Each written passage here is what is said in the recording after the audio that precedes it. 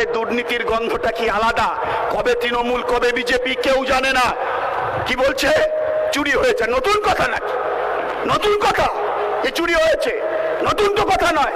আরে কে চোর নয়? তৃণমূল চোর, বিজেপি চোর, কে চোর নয়?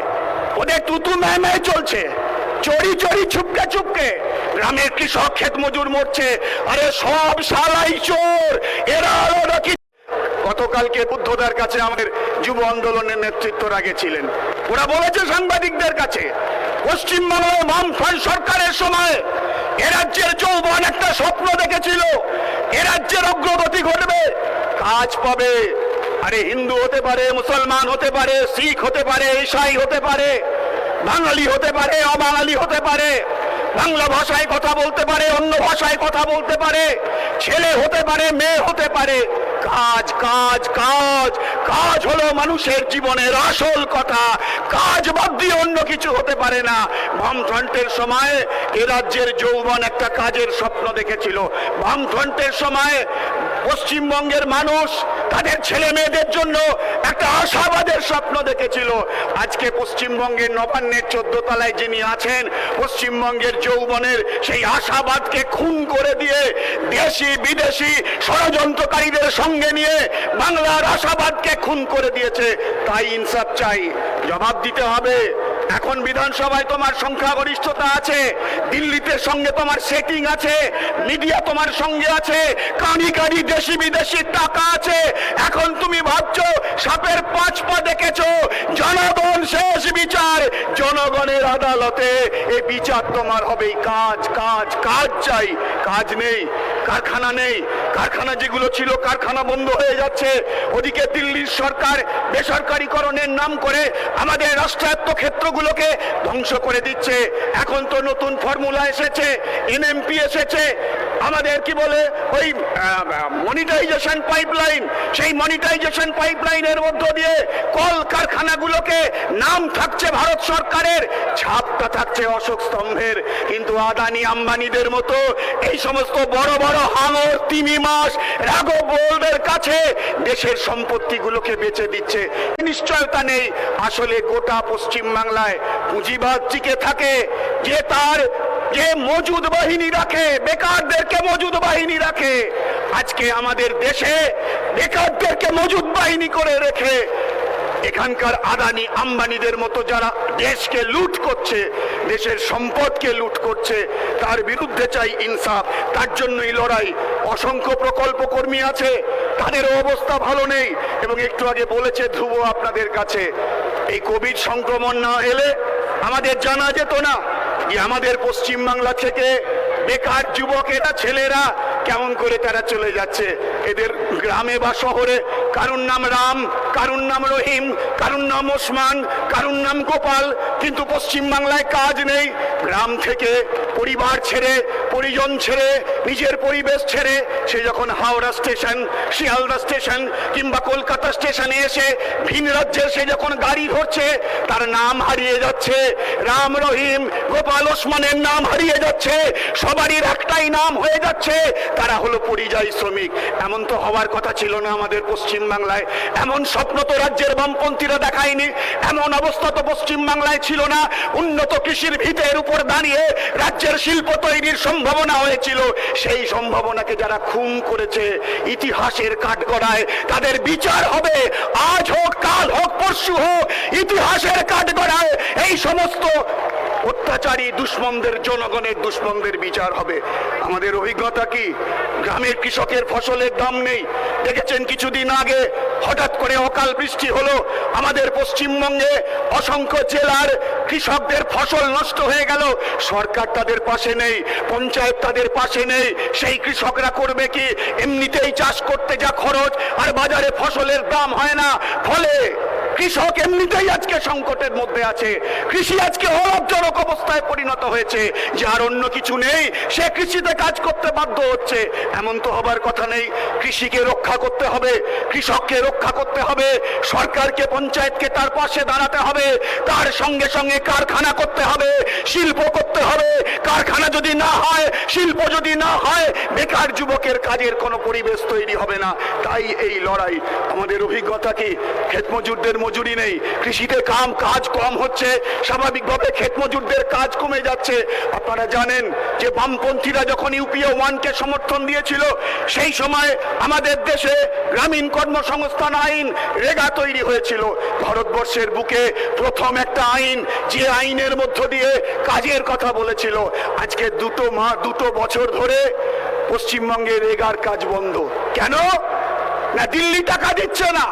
তৃণমূল বলছে দিল্লি টাকা দিচ্ছে না, বিজেপি বলছে চুরি করেছে, কি করে টাকা দেব?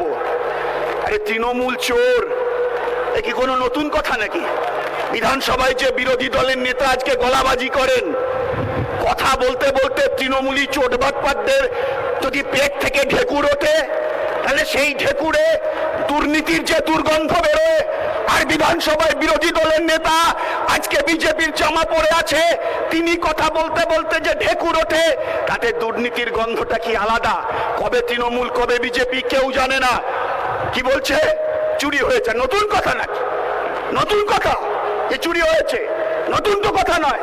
আরে কে চোর নয়? তৃণমূল চোর, বিজেপি চোর। কে চোর নয়? ওদের তুতু মেয়ে চলছে, চোরি চোরি চুপকে চুপকে। গ্রামের কৃষক ক্ষেত মজুর মরছে, আরে সব শালাই চোর, এরা আলাদা কিছু নয়। তৃণমূলটাও যেমন চোর, বিজেপিটাও তেমন চোর। কেন গ্রামের ক্ষেত মজুররা যারা 100 দিনের কাজ করতো, কেন তাদের কাজ হবে না? যদি দিল্লি টাকা না দেয়, তুমি কেন মামলা করছো না?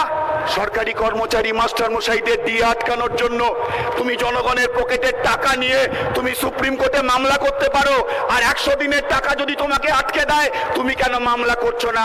আসলে ওরা জানে আসলটা কি, আর বিজেপি বড় বড় ডায়লগ মারছে। তাহলে যদি দুর্নীতি হয়, আর 100 দিনের প্রকল্প দিল্লির প্রকল্প, এই প্রকল্পের জেলায় নোডাল অফিসার ডিএম কিংবা কোনো একজন অ্যাডিশনাল ডিস্ট্রিক্ট ম্যাজিস্ট্রেট, এই সময়ের মধ্যে তৃণমূলের জেলা পরিষদের সভাধিপতি, পঞ্চায়েত সমিতির সভাপতি, গ্রাম পঞ্চায়েতের প্রধান, কার বিরুদ্ধে 100 দিনের টাকা মারা, আবাস যোজনার টাকা মারা, কার বিরুদ্ধে দিল্লি তুমি এফআইআর করেছো? আসলে কুস্তি, ভেতরে ভেতরে দোস্তি, ওপরে কুস্তি করে কয়েক বছর ধরে যে বাংলার মানুষকে ওরা হবে। আমি বেশি কথা বলবো না। আসলে এই যে ইনসাফ চাই, আমি অভিনন্দন জানাই যুব আন্দোলনের একজন প্রাক্তন কর্মী হিসাবে আজকের এই কমরেডদেরকে। ওরা যখন রাস্তা চলা শুরু করেছিল, ইনসাফ চাই, ইনসাফ যাত্রা, যত রাস্তা হেঁটেছে তত তার গভীরতা বেড়েছে, তত মানুষের সমর্থন বেড়েছে।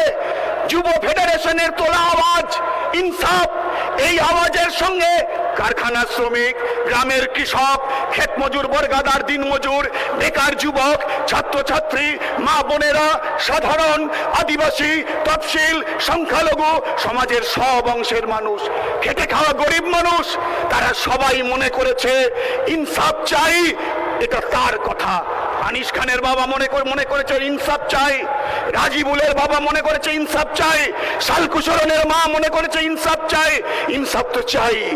গরিব খেটে খাওয়া মানুষের ভালো করে বাঁচার রাস্তায় যে কটা বাধা তৈরি হবে, সব কটাই হলো না ইনসাফি। আর এই বাধাগুলোকে ভেঙে দেবার যে লড়াই, সেই সব কটা লড়াই হলো ইনসাফের লড়াই। মানুষের মুখ খুলছে, মানুষ অভিজ্ঞতায় বুঝছে তৃণমূল দিয়ে বিজেপি যাবে না, বিজেপি দিয়ে তৃণমূল যাবে না। বিজেপিকে হারাতে হবে গোটা দেশে, আরএসএসকে হারাতে হবে, ওদেরকে বিচ্ছিন্ন করতে হবে।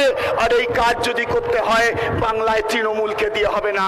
কারণ তৃণমূল পার্টিটাও চলে নাগপুরের তৈরি করা প্রেসক্রিপশনের মধ্য দিয়ে। আমি জানি না আপনাদের এই ব্রিগেড সমাবেশকে ঢেকে দেবার জন্য নাগপুরের প্রেসক্রিপশনে এখন কোথায় কি হচ্ছে বলতে পারবো না। পলিরা বলবে, মীনাক্ষীরা বলবে, গতকাল পর্যন্ত বিভিন্ন জায়গায় যাতে জমায়েত আসতে না পারে বাস ক্যান্সেল করিয়েছে, রেলে সমস্যা তৈরি করেছিল। আরে কি হবে যখন জনসমুদ্রের ঢেউ লাগে, তখন 2-4টে কুচো চিংড়ি এদিক ওদিক করতে পারে, কিন্তু মানুষ যদি ঠিক করে নেয় যে লড়াইয়ে আছি, তাহলে মানুষকে আটকানোর ক্ষমতা কোনো দুরাত্মার হয় না। তাই বিজেপিকে হারাতে হবে, আরএসএসকে হারাতে হবে, আর তা যদি করতে হয় তাহলে তৃণমূলকেও পশ্চিম বাংলায় হারাতে হবে। ওরা হলো চোরে চোরে মাস্ততো ভাই, ওরা হলো জনগণের বিরুদ্ধে সংবিধান আক্রান্ত। তাই আমার শেষ কথা হলো এই যে এখানে তেরঙ্গা ঝান্ডাটা ঝুলছে, উঠছে, আমাদের দেশের তেরঙ্গা ঝান্ডা। আজকে বামপন্থীদের দায়িত্ব হলো, আরএসএস বিজেপি এই তেরঙ্গা ঝান্ডাটাকে ভাঙতে চাইছে, ভারতের সংবিধানকে ভাঙতে চাইছে, ভারতবর্ষের বৈচিত্র্যের মধ্যে ঐক্যকে ভাঙতে চাইছে। এগুলো ভাঙতে চাইছে এই কারণে যে মানুষের মধ্যে যদি জাতের নামে ধর্মের নামে বিভাজন করে দিতে পারে, তাহলে আদানিতন্ত্র আম্বানিতন্ত্র কায়েম করা যাবে। আমরা আদানিতন্ত্রের বিরুদ্ধে, আমরা আম্বানিতন্ত্রের বিরুদ্ধে, আমরা ভারতের বহুত্ববাদী বৈচিত্র্যের মধ্যে ঐক্য প্রজাতন্ত্রের পক্ষে। তাই মেহনতি মানুষের, ছাত্র যুবদের ভবিষ্যতের লড়াইকে জারি রাখার জন্যই আজকের বামপন্থীদের দেশের সংবিধান আর এই তেরঙ্গাকে রক্ষা করতে হবে। আজকে তেরঙ্গা রক্ষার দায়িত্ব বামপন্থীদের নিতে হবে। বামপন্থীরা সেই দায়িত্ব নিয়েছে। আজকে দেশ রক্ষার লড়াইয়ে এই ব্রিগেড প্যারেড গ্রাউন্ডের ঐতিহাসিক সমাবেশ, ডিওয়াইএফআই পশ্চিমবঙ্গ রাজ্য কমিটি 16টা বছর পরে আবার এই এত বড় সমাবেশ করেছে। একজন প্রাক্তনী হিসেবে এবং এ রাজ্যের মেহনতি মানুষের লড়াইয়ের একজন সৈনিক হিসাবে আমরা অভিনন্দন জানাই, আমরা লাল সালাম জানাই। এই ব্রিগেড আগামী দিনে পশ্চিম বাংলায় লড়াইয়ের নতুন বার্তা দেবে। সেলিমদা বলবেন, আমি একটাই কথা বলি, ব্রিগেডের এই কুল ছাপানো সমাবেশ এবার ফিরে যেতে হবে বুথে। বুথে ব্রিগেড করতে হবে, বুথে তৃণমূল বিজেপির বিরুদ্ধে লড়াই করতে হবে, বুথে নিজেদের শক্তি তৈরি করতে হবে। আমার চেয়ে যারা বয়সে বড় তাদেরকে শ্রদ্ধা জানিয়ে, বাকিদেরকে অভিনন্দন জানিয়ে আমার কথা শেষ করছি। ইনকিলাব জিন্দাবাদ।